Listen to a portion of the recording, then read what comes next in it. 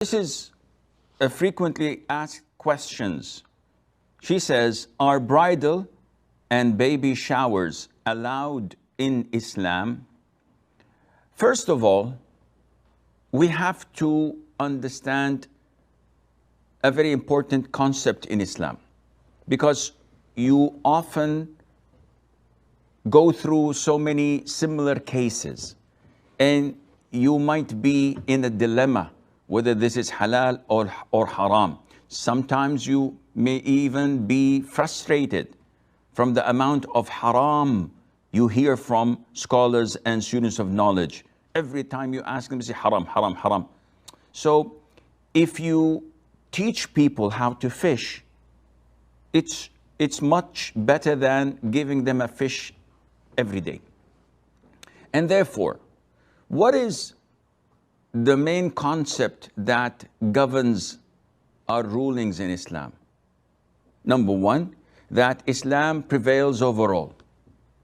And number two, that Islam is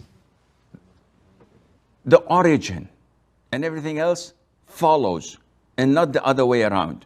So we don't come to Islam and try to make it fit our lives. On the contrary, we go to our lives and try to make it fit Islam. So having said that, you have to filter and scrutinize everything in your life just to make sure that it is in synchronize with Islam and not the other way around. Now, bridal showers, what are they? They're definitely not from the Muslim tradition. Okay, wearing your watch is not from the Muslim tradition. Riding a car is not from a Muslim tradition. Using your PDA or coming on TV is not from the Islamic tradition. Don't mix apples with oranges unless you're making fruit salad. See, the Prophet said, alayhi salatu wasalam, in a long hadith narrated by Abdullah ibn Umar radiyallahu anhuma, he said at the end, وَمَنْ تَشَبَّهَ بِقَوْمٍ فَهُوَ مِنْهُمْ. And whoever imitates a people, he is considered to be from them, from among them. And this hadith clearly states that we're not allowed to imitate people. So if I'm riding a car, am I imitating a people? The answer is no, because everybody rides a car. This is not specific for the Buddhists or for the Hindus or for the Christians or for the Jews. Everybody rides a car. So this is not something part of their tradition, customs, or religion. Likewise, when it comes to using microphones, using TV, media, technology, etc. But when it comes to their customs, the things that they're known for, and it is identifying them, then we cannot mimic them or use such things. I cannot wear a Texan hat because this is for disbelievers living in that region. Likewise, if, for example, the Mexican sombrero, the Japanese kimono, eating with the chopsticks, all of these are part of their customs. The Muslims don't do this. So why would I go out of my way to imitate them? There's something wrong in my aqeedah.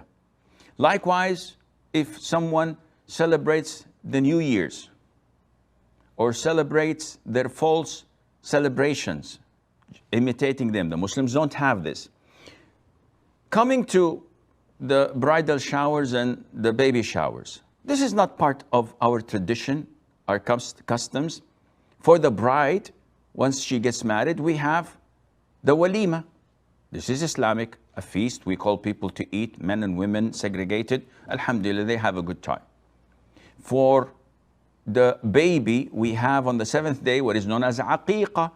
Then this is okay, go ahead with it, no problem. Now, when we come to bridal and baby showers, we find that the origin is un-Islamic. It was in the 19th century, they used to compensate the bride with some gifts because of the dowry she had to pay. And in Islam, men pay the dowry, not the other way around. And there are so many things associated to it. So, in short, this is not permissible to have bridal or baby showers. You want to visit the bride-to-be and give her gifts? Go ahead, but don't throw a party and don't call the party bridal shower. And likewise for the children, newborns, you want to give a gift to the parents? No problem. Go ahead and give it to them. This is halal, but not to have a specific celebration and to call people to it with such a name and function, and Allah Azza wa Jalla knows best.